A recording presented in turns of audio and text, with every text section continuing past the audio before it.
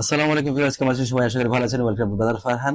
আপনি আপনার বাচ্চার স্কুলে বা কলেজে যাওয়ার জন্য যে ইম্পর্টেন্স এটা দিচ্ছেন, সেটা কিন্তু ধর্মীয় শিক্ষা দিচ্ছেন না। স্কুলে তোমাকে আজকে যেতেই হবে। যেদিন এক্সাম থাকবে তাড়াতাড়ি উঠতে হবে। স্কুল যদি 8টায় থাকে তোমাকে 6টায় বা 5টায় উঠতে হবে, রেডি হতে হবে, স্কুলে যেতে হবে। কিন্তু আপনি কিন্তু ওই বাচ্চাকে জিজ্ঞেস করেন নাই যে আজকে কি ফজরের নামাজ পড়েছো? ফজরের নামাজ পড়তে হবে। আবার দেখবেন স্কুলে যে আপনি পড়াশোনা করছেন, স্কুলের টিচারদের আপনি অনেক বড় অঙ্কের একটা বেতন দিচ্ছেন। হ্যাঁ, 5,000, 6,000, 7,000, 10,000 এরকম দিচ্ছেন। আরো বেশি দিতে পারেন। কিন্তু একটা হুজুর যখন আপনি বাসায় রাখবেন ধর্মীয় শিক্ষার জন্য, আপনি বলছেন হুজুর 500 টাকা করে দিব, এটাতে ধর্মীয় শিক্ষা আপনি তো এমনি পড়াতে পারেন। হুজুর বেচারা লাজুক মানুষ, অনেক কষ্ট করে চলতে হয়, আপনার 500 টাকা রাজি হয়ে যাবে। কিন্তু আপনার বাসার যে জেনারেল টিচাররা যে বেতন পাচ্ছে, যতটুকু সময় দিয়ে পাচ্ছে, হুজুরও কিন্তু তার চেয়ে বেশি সময় দিয়ে দেন। কিন্তু এমন একটা শিক্ষা আপনার বাচ্চাকে দিচ্ছেন যেটা দুনিয়া এবং পরকালের দুটা কাজে আসবে।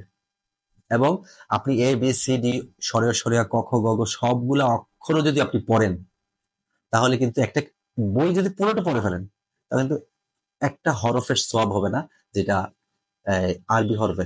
আরবি হরফে একটা হরফে 10টা নাকি, কিন্তু ওইগুলা সারা কিতাব মুখস্থ করলে কিন্তু একটা সওয়াব হবে না। হয়তো বা দুনিয়ার কাজে আসবে, আপনি কিছু টাকা ইনকাম করতে পারবেন। তাও বলা যায় না, আমরা আমাদের বাচ্চাকে পড়াচ্ছি, সে যদি সে ইনকাম করার আগে আমি তো চলে যেতে পারি, তখন আপনার পুরোটাই লস। তো বাচ্চাদের স্কুলে যাওয়ার জন্য যেভাবে ইম্পর্টেন্স দিচ্ছেন, আমি বলবো না এটা কেন দিচ্ছেন, ঠিক ধর্মীয় রীতিনীতির ব্যাপারে ওইভাবে ইন্টারভিউ মানে ইম্পর্টেন্স এটা দিন। তাহলে কি হবে? তাহলে যে আপনার বাচ্চাগুলো অ্যারোগেন্স হয়ে যাচ্ছে, সে নিজেকে অনেক শিক্ষিত মনে করছে।